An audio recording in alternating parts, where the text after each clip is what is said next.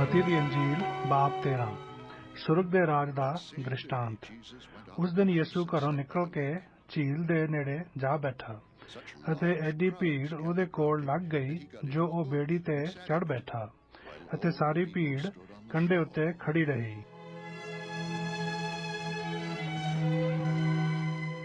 ਉਸ ਨੇ ਉਹਨਾਂ ਨੂੰ ਬਹੁਤ ਸਾਰੀਆਂ ਗੱਲਾਂ ਦ੍ਰਿਸ਼ਟਾਂਤ ਵਿੱਚ ਕਹੀਆਂ ਕਿ ਵੇਖੋ, ਇੱਕ ਬੀਜਣ ਵਾਲਾ ਬੀਜਣ ਨੂੰ ਨਿਕਲਿਆ ਅਤੇ ਉਹਦੇ ਬੀਜਦਿਆਂ ਕੁਝ ਪਹੇ ਵੱਲ ਗਿਰ ਪਿਆ ਅਤੇ ਪੰਛੀ ਆਣ ਕੇ ਉਹਨੂੰ ਚੁੱਕ ਗਏ। ਅਤੇ ਕੁਝ ਪਥਰੀਲੀ ਜ਼ਮੀਨ ਵਿੱਚ ਗਿਰਿਆ ਅਤੇ ਉਹਨੂੰ ਬਹੁਤੀ ਮਿੱਟੀ ਨਾ ਮਿਲੀ, ਔਰ ਡੂੰਘੀ ਮਿੱਟੀ ਨਾ ਮਿਲਣ ਕਰਕੇ ਉਹ ਛੇਤੀ ਉੱਗ ਪਿਆ। ਪਰ ਜਾਂ ਸੂਰਜ ਚੜ੍ਹਿਆ ਤਾਂ ਕੁਮਲਾ ਗਿਆ ਅਤੇ ਜੜ ਨਾ ਫੜਨ ਦੇ ਕਾਰਨ ਸੁੱਕ ਗਿਆ। ਅਤੇ ਕੁਝ ਕੰਡਿਆਲਿਆਂ ਵਿੱਚ ਗਿਰਿਆ ਅਤੇ ਕੰਡਿਆਲਿਆਂ ਨੇ ਵੱਧ ਕੇ ਉਹਨਾਂ ਨੂੰ ਦਬਾ ਲਿਆ। ਅਤੇ ਕੁਝ ਚੰਗੀ ਜ਼ਮੀਨ ਵਿੱਚ ਗਿਰਿਆ ਅਤੇ ਫਲਿਆ, ਕੁਝ 100 ਗੁਣਾ, ਕੁਝ 60 ਗੁਣਾ, ਕੁਝ 30 ਗੁਣਾ।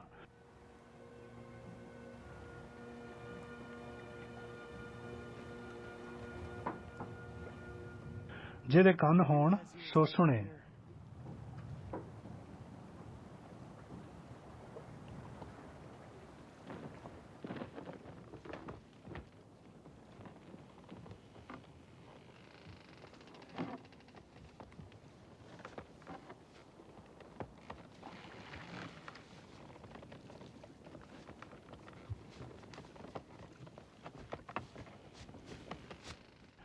ਤਾਂ ਚੇਲਿਆਂ ਨੇ ਨੇੜੇ ਆਣ ਕੇ ਉਹਨੂੰ ਕਿਹਾ, ਤੂੰ ਉਹਨਾਂ ਨਾਲ ਦ੍ਰਿਸ਼ਟਾਂਤਾਂ ਵਿੱਚ ਕਿਉਂ ਗੱਲਾਂ ਕਰਦਾ ਹੈ?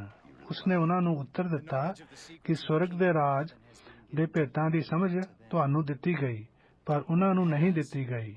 ਕਿਉਂਕਿ ਜਿਹਦੇ ਕੋਲ ਹੈ ਉਹਨੂੰ ਦਿੱਤਾ ਜਾਵੇਗਾ ਅਤੇ ਉਹਦਾ ਵਾਧਾ ਹੋਵੇਗਾ, ਪਰ ਜਿਹਦੇ ਕੋਲ ਨਹੀਂ ਹੈ ਉਸ ਤੋਂ ਜੋ ਕੁਝ ਉਹਦੇ ਕੋਲ ਹੈ ਸੋ ਵੀ ਲੈ ਲਿਆ ਜਾਵੇਗਾ। ਮੈਂ ਇਸ ਲਈ ਉਹਨਾਂ ਨਾਲ ਦ੍ਰਿਸ਼ਟਾਂਤਾਂ ਵਿੱਚ ਗੱਲਾਂ ਕਰਦਾ ਹਾਂ ਕਿ ਉਹ ਵੇਖਦੇ ਹੋਏ ਨਹੀਂ ਵੇਖਦੇ ਅਤੇ ਸੁਣਦੇ ਹੋਏ ਨਹੀਂ ਸੁਣਦੇ ਅਤੇ ਨਹੀਂ ਸਮਝਦੇ।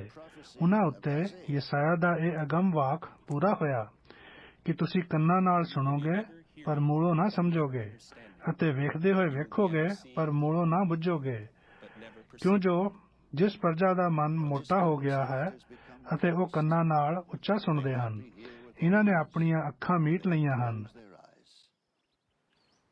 ਮਤੇ ਉਹ ਅੱਖਾਂ ਨਾਲ ਵੇਖਣ ਅਤੇ ਕੰਨਾਂ ਨਾਲ ਸੁਣਨ ਅਤੇ ਮਨ ਨਾਲ ਸਮਝਣ ਅਤੇ ਮੁੜ ਆਉਣ, ਅਤੇ ਮੈਂ ਇਹਨਾਂ ਨੂੰ ਚੰਗਾ ਕਰਾਂਗਾ। ਪਰ ਧੰਨ ਤੁਹਾਡੀਆਂ ਅੱਖੀਆਂ ਜੋ ਉਹ ਵੇਖਦੀਆਂ ਹਨ ਅਤੇ ਤੁਹਾਡੇ ਕੰਨ ਜੋ ਉਹ ਸੁਣਦੇ ਹਨ, ਕਿਉਂਕਿ ਮੈਂ ਤੁਹਾਨੂੰ ਸੱਚ ਆਖਦਾ ਹਾਂ ਕਿ ਬਥੇਰੇ ਨਬੀ ਅਤੇ ਧਰਮੀ ਲੋਚਦੇ ਸਨ ਕਿ ਜੋ ਕੁਝ ਤੁਸੀਂ ਵੇਖਦੇ ਹੋ ਸੋ ਵੇਖਣ ਪਰ ਨਾ ਵੇਖਿਆ, ਅਤੇ ਜੋ ਕੁਝ ਤੁਸੀਂ ਸੁਣਦੇ ਹੋ ਸੁਣਨ ਪਰ ਨਾ ਸੁਣਿਆ। ਸੋ ਤੁਸੀਂ ਬੀਜਣ ਵਾਲੇ ਦਾ ਦ੍ਰਿਸ਼ਟਾਂਤ ਸੁਣੋ। ਹਰ ਕੋਈ ਜੋ ਰਾਜ ਦਾ ਬਚਨ ਸੁਣਦਾ ਹੈ ਪਰ ਨਹੀਂ ਸਮਝਦਾ, ਸੋ ਉਹਦੇ ਮਨ ਵਿੱਚ ਜੋ ਕੁਝ ਬੀਜਿਆ ਹੋਇਆ ਹੈ ਦੁਸ਼ਟ ਆਣ ਕੇ ਉਹਨੂੰ ਖੋਹ ਲੈਂਦਾ ਹੈ। ਇਹ ਉਹ ਹੈ ਜਿਹੜਾ ਪਹੇ ਵੱਲ ਬੀਜਿਆ ਗਿਆ ਸੀ, ਅਤੇ ਜਿਹੜਾ ਪਥਰੀਲੀ ਜ਼ਮੀਨ ਵਿੱਚ ਬੀਜਿਆ ਗਿਆ ਸੋ ਉਹ ਹੈ ਜੋ ਬਚਨ ਨੂੰ ਸੁਣ ਕੇ ਝਟ ਖੁਸ਼ੀ ਨਾਲ ਉਹਨੂੰ ਮੰਨ ਲੈਂਦਾ ਹੈ, ਪਰ ਆਪਣੇ ਵਿੱਚ ਜੜ ਨਹੀਂ ਰੱਖਦਾ ਹੈ। ਤਾਂ ਵੀ ਥੋੜਾ ਚਿਰ ਰਹਿੰਦਾ ਹੈ, ਪਰ ਜਾਂ ਬਚਨ ਦੇ ਕਾਰਨ ਦੁੱਖ ਜਾਂ ਜ਼ੁਲਮ ਹੁੰਦਾ ਹੈ ਤਾਂ ਝਟ ਠੋਕਰ ਖਾਂਦਾ ਹੈ। ਅਤੇ ਜਿਹੜਾ ਕੰਡਿਆਲਿਆਂ ਵਿੱਚ ਬੀਜਿਆ ਗਿਆ ਸੋ ਉਹ ਹੈ ਜੋ ਬਚਨ ਨੂੰ ਸੁਣਦਾ ਹੈ, ਪਰ ਇਸ ਯੁੱਗ ਦੀ ਚਿੰਤਾ ਅਤੇ ਧਨ ਦਾ ਧੋਖਾ ਬਚਨ ਨੂੰ ਦਬਾ ਲੈਂਦਾ ਹੈ ਅਤੇ ਉਹ ਅਫਲ ਰਹਿ ਜਾਂਦਾ ਹੈ। ਪਰ ਜਿਹੜਾ ਚੰਗੀ ਜ਼ਮੀਨ ਵਿੱਚ ਬੀਜਿਆ ਗਿਆ ਸੋ ਉਹ ਹੈ ਜੋ ਬਚਨ ਨੂੰ ਸੁਣਦਾ ਅਤੇ ਸਮਝਦਾ ਹੈ। ਉਹ ਜ਼ਰੂਰ ਫਲ ਦਿੰਦਾ, ਅਤੇ ਕੋਈ 100 ਗੁਣਾ, ਕੋਈ 60 ਗੁਣਾ, ਕੋਈ 30 ਗੁਣਾ ਫਲਦਾ ਹੈ।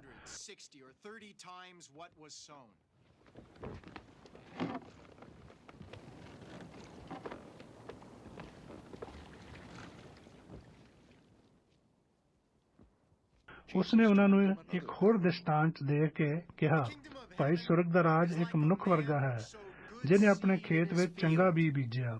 ਪਰ ਜਦ ਲੋਕ ਸੌਂ ਰਹੇ ਸਨ ਤਦ ਉਹਦੇ ਵੈਰੀ ਆਏ ਔਰ ਉਹਦੀ ਕਣਕ ਵਿੱਚ ਜੰਗਲੀ ਬੂਟੀ ਬੀਜ ਗਏ। ਔਰ ਜਦ ਅੰਗੂਰੀ ਨਿਕਲੀ ਅਤੇ ਸਿੱਟੇ ਲੱਗੇ ਤਾਂ ਜੰਗਲੀ ਬੂਟੀ ਵੀ ਦਿਸ ਪਈ। ਤਾਂ ਘਰ ਦੇ ਮਾਲਕ ਦੇ ਚਾਕਰਾਂ ਨੇ ਕੋਲ ਆਣ ਕੇ ਉਹਨੂੰ ਆਖਿਆ, ਭਲਾ ਸੁਆਮੀ ਜੀ, ਤੁਸਾਂ ਆਪਣੇ ਖੇਤ ਵਿੱਚ ਚੰਗਾ ਬੀਜ ਨਹੀਂ ਸੀ ਬੀਜਿਆ? ਫਿਰ ਜੰਗਲੀ ਬੂਟੀ ਕਿੱਥੋਂ ਆਈ? ਉਹਨੇ ਉਹਨਾਂ ਨੂੰ ਆਖਿਆ, ਇਹ ਕਿਸੇ ਵੈਰੀ ਦਾ ਕੰਮ ਹੈ।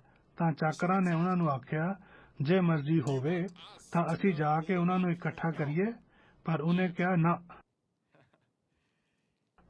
ਮਤੇ ਤੁਸੀਂ ਜੰਗਲੀ ਬੂਟੀ ਨੂੰ ਇਕੱਠਾ ਕਰਦਿਆਂ ਕਣਕ ਨੂੰ ਵੀ ਨਾਲ ਹੀ ਪੁੱਟ ਲਓ। ਵਾਢੀ ਤੋੜੀ ਦੋਹਾਂ ਨੂੰ ਰਲੇ ਮਿਲੇ ਵਧਣ ਦਿਓ, ਔਰ ਮੈਂ ਵਾਢੀ ਦੇ ਵੇਲੇ ਵੱਢਣ ਵਾਲਿਆਂ ਨੂੰ ਆਖਾਂਗਾ, ਜੋ ਪਹਿਲਾਂ ਜੰਗਲੀ ਬੂਟੀ ਨੂੰ ਇਕੱਠਾ ਕਰੋ ਅਤੇ ਫੂਕਣ ਲਈ ਉਹਦੀਆਂ ਪੁਣੀਆਂ ਬੰਨੋ, ਪਰ ਕਣਕ ਨੂੰ ਮੇਰੇ ਕੋਠੇ ਵਿੱਚ ਜਮ੍ਹਾਂ ਕਰੋ।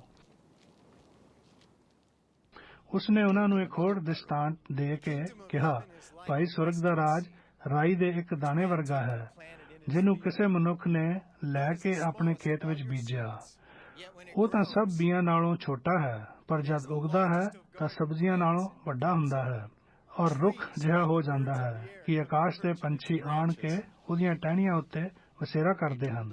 ਉਸ ਨੇ ਉਹਨਾਂ ਨੂੰ ਇੱਕ ਹੋਰ ਦ੍ਰਿਸ਼ਟਾਂਤ ਦਿੱਤਾ, ਜੋ ਸਵਰਗ ਦਾ ਰਾਜ ਖਮੀਰ ਵਰਗਾ ਹੈ, ਜਿਹਨੂੰ ਇੱਕ ਤੀਵੀਂ ਨੇ ਲੈ ਕੇ 3 ਸੇਰ ਆਟੇ ਵਿੱਚ ਮਲਿਆ, ਇੱਥੋਂ ਤੋੜੀ ਜੋ ਸਾਰਾ ਖਮੀਰ ਹੋ ਗਿਆ। ਇਹ ਸਾਰੀਆਂ ਗੱਲਾਂ ਯਿਸੂ ਨੇ ਲੋਕਾਂ ਨੂੰ ਦ੍ਰਿਸ਼ਟਾਂਤਾਂ ਵਿੱਚ ਸੁਣਾਈਆਂ, ਅਤੇ ਬਿਨਾਂ ਦ੍ਰਿਸ਼ਟਾਂਤ ਉਹ ਉਹਨਾਂ ਨਾਲ ਨਹੀਂ ਸੀ ਬੋਲਦਾ, ਤਾਂ ਜਿਹੜਾ ਬਚਨ ਨਬੀ ਨੇ ਆਖਿਆ ਉਹ ਪੂਰਾ ਹੋਵੇ ਕਿ ਮੈਂ ਦ੍ਰਿਸ਼ਟਾਂਤਾਂ ਵਿੱਚ ਆਪਣਾ ਮੂੰਹ ਖੋਲਾਂਗਾ। ਮੈਂ ਉਹਨਾਂ ਗੱਲਾਂ ਨੂੰ ਉਚਾਰਾਂਗਾ ਜਿਹੜੀਆਂ ਸੰਸਾਰ ਦੇ ਮੁੱਢੋਂ ਗੁਪਤ ਰਹੀਆਂ ਹਨ।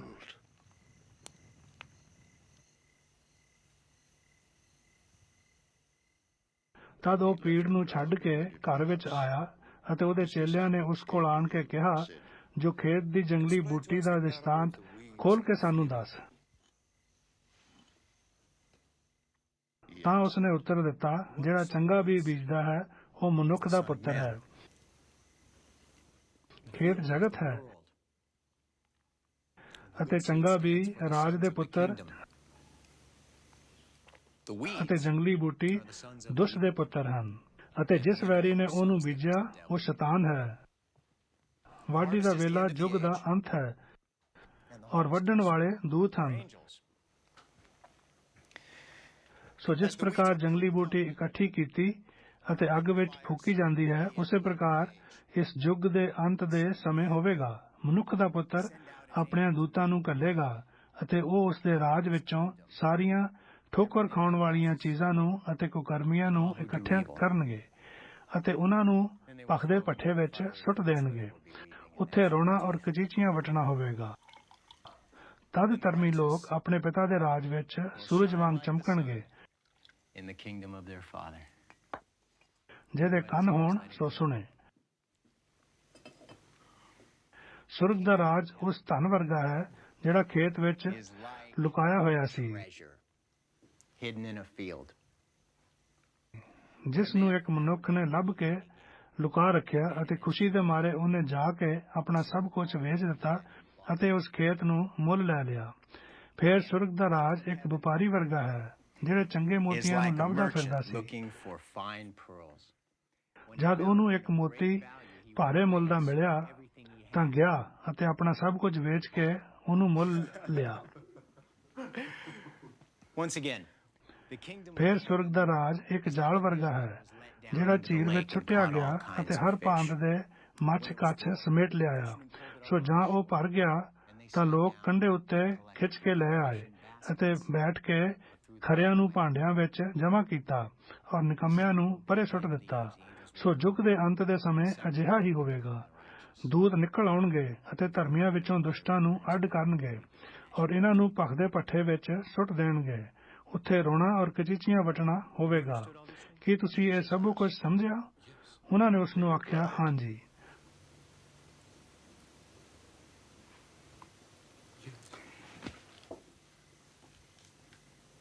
ਤਦ ਉਸਨੇ ਉਹਨਾਂ ਨੂੰ ਕਿਹਾ, ਇਸ ਲਈ ਹਰੇਕ ਗ੍ਰੰਥੀ ਜਿਹਨੇ ਸੁਰਗ ਦੇ ਰਾਜ ਦੀ ਸਿੱਖਿਆ ਪਾਈ ਹੈ, ਉਸ ਘਰ ਦੇ ਮਾਲਕ ਵਰਗਾ ਹੈ, ਜਿਹੜਾ ਆਪਣੇ ਖਜ਼ਾਨੇ ਵਿੱਚੋਂ ਨਵੀਆਂ ਅਤੇ ਪੁਰਾਣੀਆਂ ਚੀਜ਼ਾਂ ਕੱਢਦਾ ਹੈ।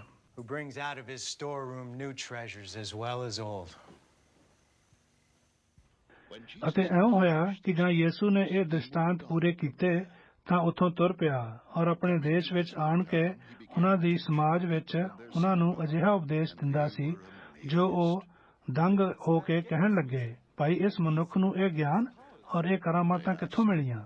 ਭਲਾ ਇਹ ਤਰਖਾਣ ਦਾ ਪੁੱਤਰ ਨਹੀਂ ਅਤੇ ਇਹਦੀ ਮਾਂ ਮਰੀਮ ਨਹੀਂ ਕਹਾਉਂਦੀ ਅਤੇ ਇਹਦੇ ਭਾਈ ਯਕੂਬ ਔਰ ਯੂਸਫ ਔਰ ਸ਼ਮਾਉਨ ਔਰ ਯਹੂਦਾ ਨਹੀਂ ਹਨ ਅਤੇ ਉਹਦੀਆਂ ਸਭੇ ਭੈਣਾਂ ਸਾਡੇ ਕੋਲ ਨਹੀਂ ਹਨ? ਫਿਰ ਉਹਨੂੰ ਇਹ ਸਭ ਕੁਝ ਕਿੱਥੋਂ ਮਿਲਿਆ? ਐਉਂ ਉਹਨਾਂ ਉਸ ਤੋਂ ਠੋਕਰ ਖਾਧੀ। ਪਰ ਯਿਸੂ ਨੇ ਉਹਨਾਂ ਨੂੰ ਆਖਿਆ, ਨਬੀ ਦਾ ਆਪਣੇ ਦੇਸ਼ ਅਤੇ ਆਪਣੇ ਘਰ ਤੋਂ ਬਿਨਾਂ ਹੋਰ ਕਿਤੇ ਨਿਆਦਰ ਨਹੀਂ ਹੁੰਦਾ।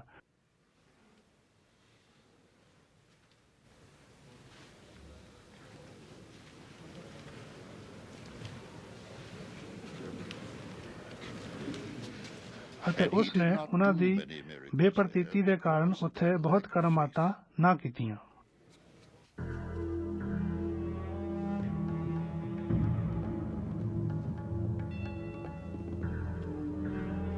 ਮਤੀ ਦੀ ਅੰਜੀਲ ਬਾਬ 14। ਯਹੋਨਾ ਦੀ ਮੌਤ ਤੇ 5000 ਨੂੰ ਖੋਣਾ। ਉਸ ਸਮੇਂ ਰਾਜਾ ਹੈਰੋਦਸ ਨੇ ਯਿਸੂ ਦੀ ਖਬਰ ਸੁਣੀ ਅਤੇ ਆਪਣੇ ਨੌਕਰਾਂ ਨੂੰ ਆਖਿਆ, ਇਹ ਯਹੋਨਾ ਬਪਤਿਸਮਾ ਦੇਣ ਵਾਲਾ ਹੈ। ਉਹ ਮੁਰਦਿਆਂ ਵਿੱਚੋਂ ਜੀ ਉੱਠਿਆ ਹੈ ਅਤੇ ਇਸ ਲਈ ਉਹਦੇ ਵਿੱਚੋਂ ਇਹ ਸ਼ਕਤੀਆਂ ਕੰਮ ਕਰ ਰਹੀਆਂ ਹਨ।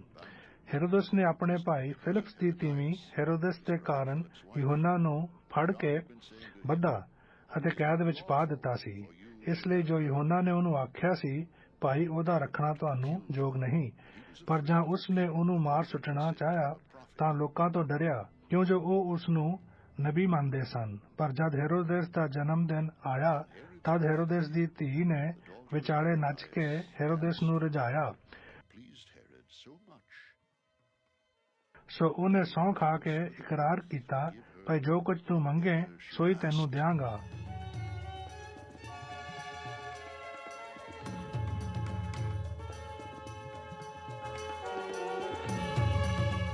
ਤਾਂ ਉਹ ਆਪਣੀ ਮਾਂ ਦੀ ਚੁੱਕ ਨਾਲ ਬੋਲੀ, ਯਹੋਨਾ ਬਪਤਿਸਮਾ ਦੇਣ ਵਾਲੇ ਦਾ ਸਿਰ ਇੱਥੇ ਥਾਲ ਵਿੱਚ ਮੈਨੂੰ ਦਿਓ। ਤਾਂ ਰਾਜਾ ਉਦਾਸ ਹੋਇਆ, ਪਰ ਆਪਣੀ ਸਹੁੰ ਦੇ ਕਾਰਨ ਅਤੇ ਉਹਨਾਂ ਲੋਕਾਂ ਕਰਕੇ ਜਿਹੜੇ ਉਹਦੇ ਨਾਲ ਬੈਠੇ ਸਨ, ਉਸ ਨੇ ਦੇਣ ਦਾ ਹੁਕਮ ਕੀਤਾ ਅਤੇ ਮਨੁੱਖ ਭੇਜ ਕੇ ਕੈਦਖਾਨੇ ਵਿੱਚ ਯਹੋਨਾ ਦਾ ਸਿਰ ਵਢਵਾ ਦਿੱਤਾ ਅਤੇ ਉਹਦਾ ਸਿਰ ਥਾਲ ਵਿੱਚ ਲਿਆਂਦਾ ਔਰ ਕੁੜੀ ਨੂੰ ਦਿੱਤਾ ਗਿਆ ਅਤੇ ਉਹ ਆਪਣੀ ਮਾਂ ਦੇ ਕੋਲ ਲੈ ਗਈ।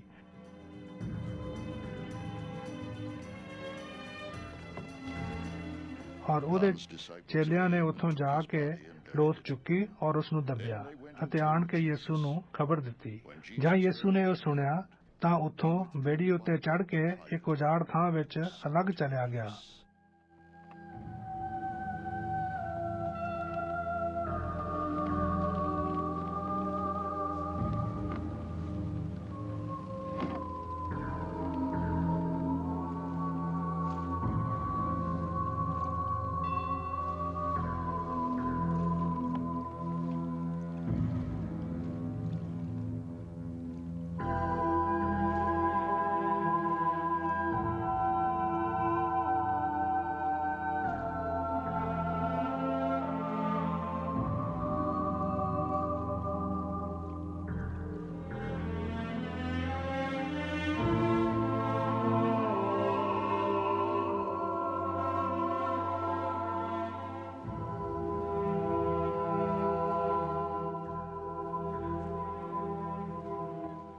ਔਰ ਲੋਕ ਇਹ ਸੁਣ ਕੇ ਨਗਰਾਂ ਤੋਂ ਉਹਦੇ ਪਿੱਛੇ ਪੈਦਲ ਤੁਰ ਪਏ।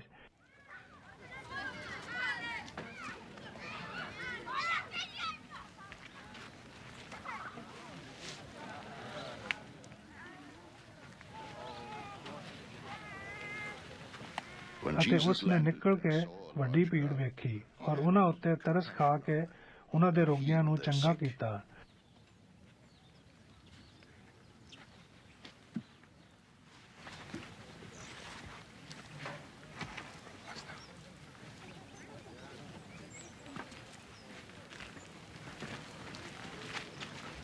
ਅਤੇ ਜਾਂ ਸਾਂਝ ਹੋਈ ਤਾਂ ਚੇਲਿਆਂ ਨੇ ਉਸ ਦੇ ਕੋਲ ਆਣ ਕੇ ਕਿਹਾ, ਇਹ ਥਾਂ ਉਜਾੜ ਹੈ ਅਤੇ ਵੇਲਾ ਹੁਣ ਬੀਤ ਗਿਆ ਹੈ।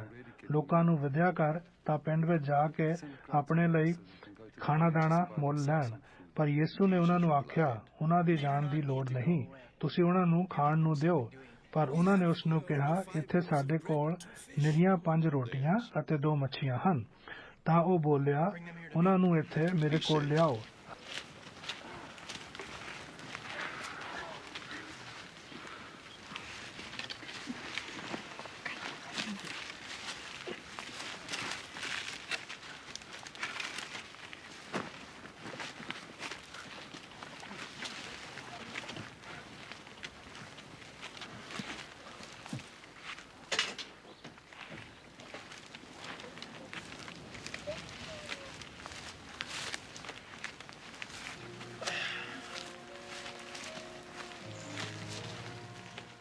ਅਤੇ ਉਸ ਨੇ ਲੋਕਾਂ ਨੂੰ ਘਾਹ ਉੱਤੇ ਬੈਠਣ ਦਾ ਹੁਕਮ ਦਿੱਤਾ।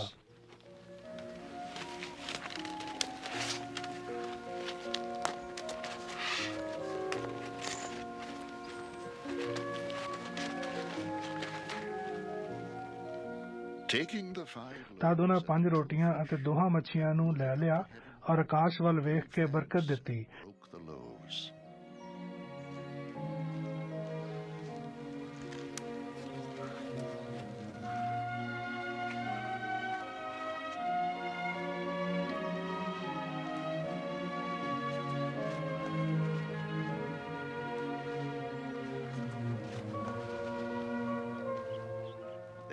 ਅਤੇ ਰੋਟੀਆਂ ਤੋੜ ਕੇ ਚੇਲਿਆਂ ਨੂੰ ਦਿੱਤੀਆਂ ਔਰ ਚੇਲਿਆਂ ਨੇ ਲੋਕਾਂ ਨੂੰ ਦਿੱਤੀਆਂ।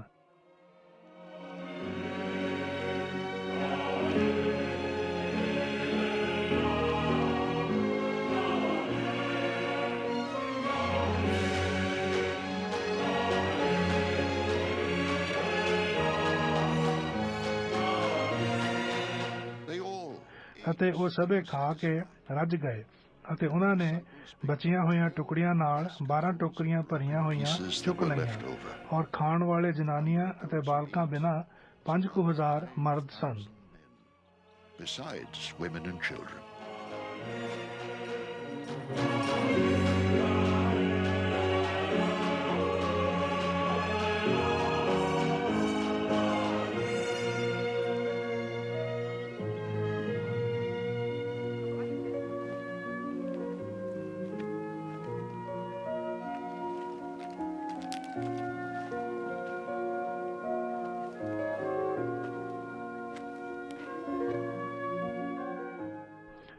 ਉਸ ਨੇ ਉਸ ਵੇਲੇ ਚੇਲਿਆਂ ਨੂੰ ਤਕੀਦ ਕੀਤੀ, ਪਰ ਜਦ ਤੀਕਰ ਮੈਂ ਭੀੜ ਨੂੰ ਵਿਦਿਆ ਨਾ ਕਰਾਂ, ਤੁਸੀਂ ਬੇੜੀ ਉੱਤੇ ਚੜ੍ਹ ਕੇ ਮੇਰੇ ਤੋਂ ਪਹਿਲਾਂ ਪਾਰ ਲੰਘ ਜਾਓ।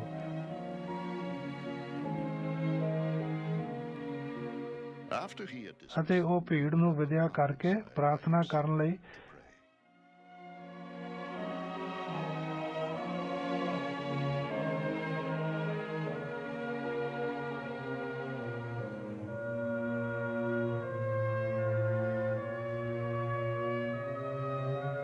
ਨਿਰਾਲੇ ਵਿੱਚ ਪਹਾੜ ਤੇ ਚੜ੍ਹ ਗਿਆ ਔਰ ਜਾਂ ਸਾਂਝ ਹੋਈ ਤਾਂ ਉਹ ਉੱਥੇ ਇਕੱਲਾ ਹੀ ਸੀ।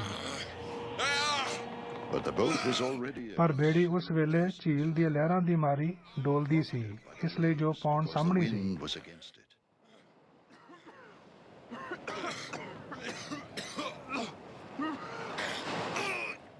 ਅਤੇ ਰਾਤ ਦੇ ਚੌਥੇ ਪਹਿਰ ਉਹ ਝੀਲ ਦੇ ਉੱਤੋਂ ਦੀ ਉਹਨਾਂ ਵੱਲ ਤੁਰਦਿਆਂ ਹੋਇਆ ਆਇਆ।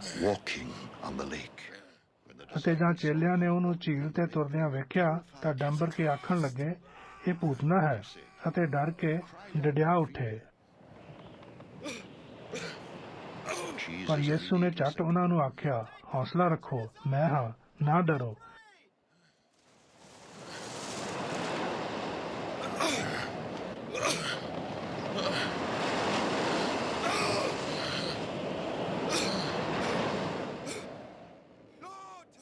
ਤਦ ਪਤਰਸ ਨੇ ਉਹਨਾਂ ਨੂੰ ਉੱਤਰ ਦਿੱਤਾ, ਪ੍ਰਭੂ ਜੀ, ਜੇ ਤੂੰ ਹੈ ਤਾਂ ਮੈਨੂੰ ਪਾਣੀ ਉੱਤੋਂ ਦੀ ਆਪਣੇ ਕੋਲ ਆਉਣ ਦੀ ਆਗਿਆ ਦੇ।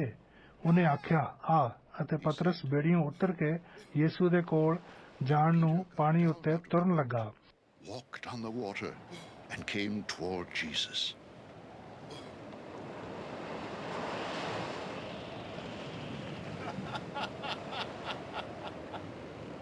ਪਰ ਪੌਣ ਵੇਖ ਕੇ ਡਰਿਆ ਔਰ ਜਾਂ ਡੁੱਬਣ ਲੱਗਾ ਤਾਂ ਚੀਖ ਮਾਰ ਕੇ ਬੋਲਿਆ,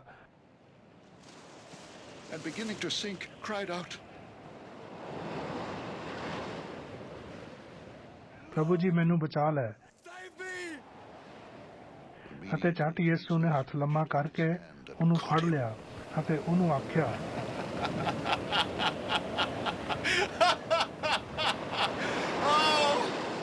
ਇਹ ਥੋੜੀ ਪ੍ਰਤੀਤ ਵਾਲਿਆ, He said, ਤੈਂ ਕਿਉਂ ਭਰਮ ਕੀਤਾ?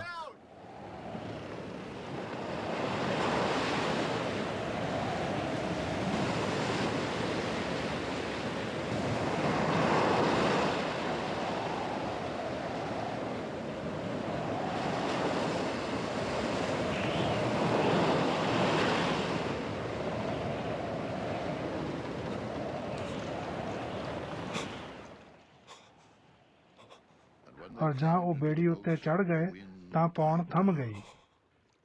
ਫਿਰ ਜਿਹੜੇ ਲੋਕ ਬੇੜੀ ਉੱਤੇ ਸਨ ਉਹਨਾਂ ਨੇ ਉਸ ਦੇ ਅੱਗੇ ਇਹ ਆਖ ਕੇ ਮੱਥਾ ਟੇਕਿਆ ਕਿ ਤੂੰ ਸੱਚਮੁੱਚ ਪਰਮੇਸ਼ਵਰ ਦਾ ਪੁੱਤਰ ਹੈ।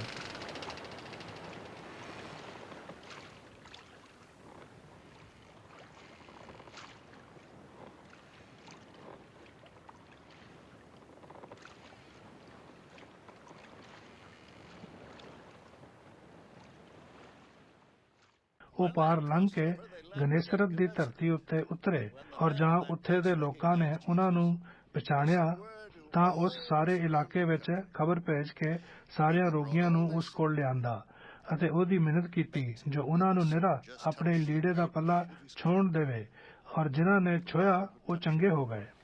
were healed.